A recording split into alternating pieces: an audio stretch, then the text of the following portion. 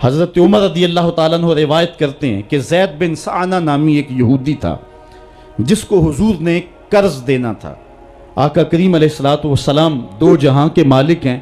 لیکن حضور کا فقر اختیاری تھا۔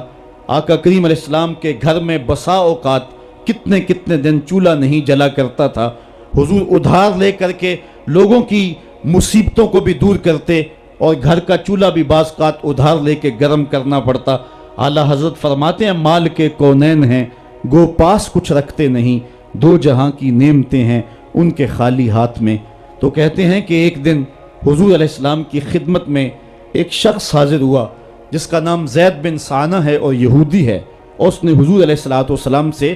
قرض کا تقاضا کیا، لیکن تقاضا اتنے سخت انداز سے کیا کہ اس نے حضور علیہ السلام کی قمیص کو پکڑ کے کھینچا بھی۔ تو حضرت عمر رضی اللہ تعالیٰ عنہ نے جب دیکھا تو بڑے گھور کے اس کی جانب دیکھا اور اس کو پیچھے ہٹاتے ہوئے کہا کہ تجھے شرم نہیں آ رہی کہ اللہ کے رسول کے ساتھ کیسے سلوک کر رہا ہے اور میں تیرے سامنے موجود ہوں؟ تو حضرت نبی رحمت صلی اللہ علیہ وسلم نے حضرت عمر کو کہا عمر مجھے تجھ سے اس بات کی توقع نہیں تھی۔ ذرا غور کیجئے حضور علیہ السلام کی اس سیرت کے انداز کو۔ ایک شخص آ رہا ہے اور حضور سے سختی کر رہا ہے، ابھی حضور کو قرض لٹانے کی جو تاریخ ہے اس میں بھی 4 دن باقی رہتے ہیں، اور وہ ناجائز سختی کر رہا ہے۔ حضرت عمر رضی اللہ تعالیٰ عنہ نے جب اس کو گھورا اور سختی کی تو حضور علیہ السلام نے فرمایا عمر مجھے تیرے سے اس بات کی توقع نہیں تھی، تمہارا کام تو یہ تھا کہ مجھے حسن ادا کی تلقین کرتے کہ اچھے انداز سے قرض واپس کرو، اور اس کو جو ہے وہ نرمی کی تلقین کرتے، اور پھر آقا کریم علیہ السلام نے فرمایا اس کا قرض ادا کر دو، اور اے عمر جو تم نے اس کو گھورا ہے اس کے بدلے میں 20 وسق زیادہ کھجوریں بھی تم اس کو دو گے۔ تو زید بن سعنہ نے جب حضور علیہ السلام کی اس سیرت اور اس کردار کو دیکھا، اور حضرت عمر رضی اللہ تعالیٰ عنہ 20 وسق اس کو کھجوریں دے رہے تھے، تو اس نے حضرت عمر کو بتایا کہ میں یہودی ہوں اور میں نے تورات کے اندر نبی آخر الزماں کی شان اور عظمتوں کے بیان کو پڑھا ہے، یہ بات ابھی رہ گئی تھی، باقی ساری نشانیاں میں نے حضور میں دیکھ لی تھی، اب یہ نشانی رہ گئی تھی، آج میں نے یہ بھی دیکھ لی، اور پھر وہ حضور کی خدمت میں حاضر ہو کر اسلام کے دائرے میں داخل ہو کر حضور کا عبدی غلام بن۔ حضرت معاذ بن جبل رضی اللہ تعالیٰ عنہ فرماتے ہیں کہ ایک دن حضور گلی سے گزر رہے تھے اور میں ایک جانور کی کھال اتار رہا تھا،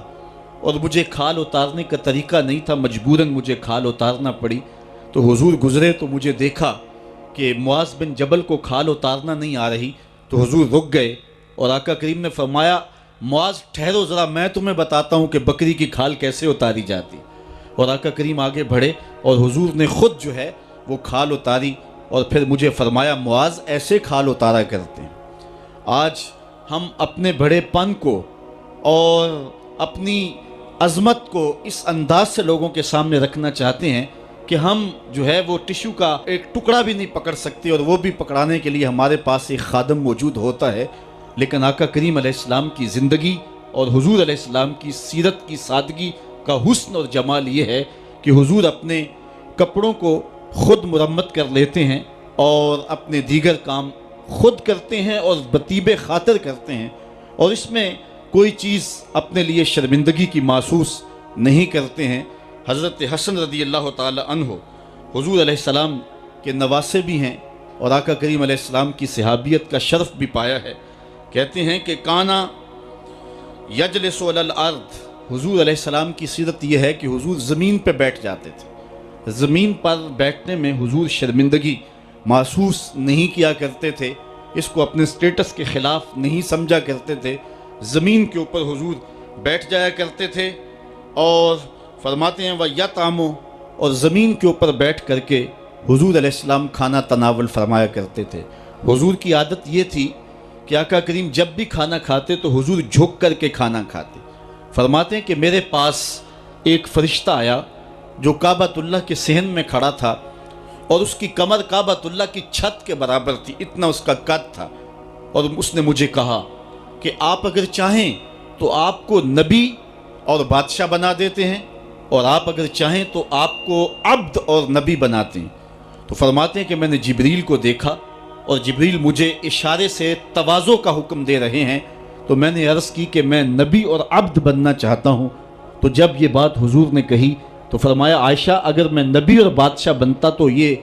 جتنے بھی پہاڑ ہیں یہ سونا بن کے میرے ساتھ چلتے، لیکن میں نے اس بات کو اختیار نہیں کیا۔ اور اس کے بعد حضور علیہ السلام جب بھی کبھی کھانا کھاتے تو حضور جھک کر کے کھاتے،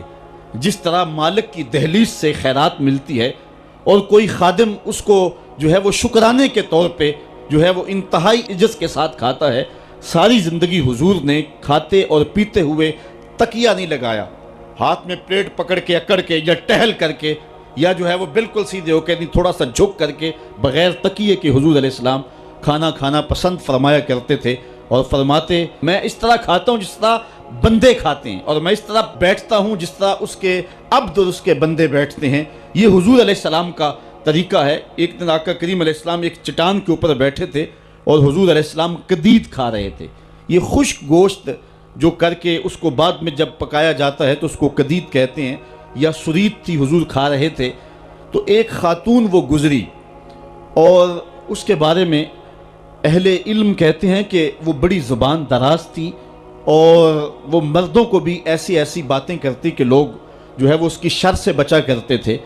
تو اس نے کہا کہ آپ تو ایسے کھا رہے ہیں جس طرح کے عبد کھاتے ہیں۔ تو حضور علیہ السلام نے فرمایا اگر میں عبد نہیں ہوں تو کون عبد ہے؟ فرمایا میں سب سے بڑا عبد ہوں۔ تو جب یہ بات سنی تو اس کے قدم رک گئے اور اس نے حضور علیہ السلام کی خدمت میں عرض کی کہ حضور آپ پھر اکیلے ہی کھا رہے ہیں، مجھے بھی کھلائیں۔ تو حضور نے ایک لقمہ اٹھایا، فرمایا لو تم بھی کھا لو۔ تو اس نے کہا یہ نہیں، بلکہ جو آپ کے منہ میں ہے میں وہ کھانا چاہتی ہوں۔ تو حضور علیہ السلام نے اپنے منہ کا نوالا نکال کر کے اس کے منہ میں ڈال دیا۔ تو کہتے ہیں کہ اس کے بعد کبھی بھی اس کی زبان پر کبھی فحش بات آئی نہیں تھی۔ حضور کے جوٹے کی وہ برکت تھی اور اس کا وہ فیضان تھا کہ اس کے اندر ایسی روشنی ہو گئی۔ پہلے وہ سخت لعان تھی، گالیاں دینے والی تھی اور فحش گفتگو کرنے والی تھی، لیکن حضور علیہ السلام کے جوٹے کی برکت سے اللہ تعالیٰ جل شانہ نے اس کی زبان کو حسن بھی دے دیا اور جمال بھی عطا فرما دیا۔ تو حضور علیہ السلام کی عادت تھی کہ آقا کریم زمین پہ بیٹھ کے کھاتے، جھک کے کھاتے، فرماتے میں ایسے کھاتا ہوں جس طرح عبد کھاتے ہیں۔ وَيَلْبَسُ الْغَلِيظ، اور آقا کریم علیہ السلام موٹے کپڑے پہنتے تھے، باریک ترین کپڑے پہننے سے حضور نے گریز کیا ہے۔ اور یہ وَيُطِيلُ الصَّلَاةَ، اور حضور کی نماز لمبی ہوا کرتی تھی۔ وَيُقَصِّرُ الْخُطْبَةَ، اور خطبہ حضور مختصر فرمایا کرتے تھے۔ وَلَا يَانِفُ أَن يَمْشِيَ مَعَ الْأَرْمَلَةِ وَالْمِسْكِينِ فَيَقْضِي لَهُ الْحَاجَةَ، اور حضور علیہ السلام اس بات میں کوئی شرمندگی محسوس نہیں کیا کرتے تھے کسی مسکین، کسی لاچار، کسی بیوہ، کسی یتیم اور کسی مسکین کے ساتھ چلیں اور اس کے کام آئیں اور مصیبت میں اس کا دکھ بانٹ دیں اور اس کی حاجت کو حضور پورا فرما دیں۔ یہ حضور علیہ السلام کی سیرت کے وہ روشن پہلو ہیں کہ آقا کریم علیہ السلام کی سیرت زمانے کے سامنے ایسا نور بانٹتی ہے، ایسے اجالے پھیلاتی ہے۔ ایک شخص نے حضور علیہ السلام سے وعدہ کیا کہ آپ یہاں رکیں اور میں ابھی آتا ہوں، تو آقا کریم علیہ السلام اس کے انتظار میں وہاں رکے۔ 3 دن گزر گئے اور وہ نہ آیا، چونکہ حضور وعدہ کر چکے تھے کہ میں تیرے آنے تک یہاں رہوں گا۔ تیسرے دن اس کو جا کے یاد آیا تو وہ واپس پلٹا، تو آقا کریم نے جواب میں صرف اتنی بات کہی، آپ نے فرمایا یا فتیٰ قد شککت علیہ، اے نوجوان تو نے تو مجھ کو مشقت میں ڈال دیا۔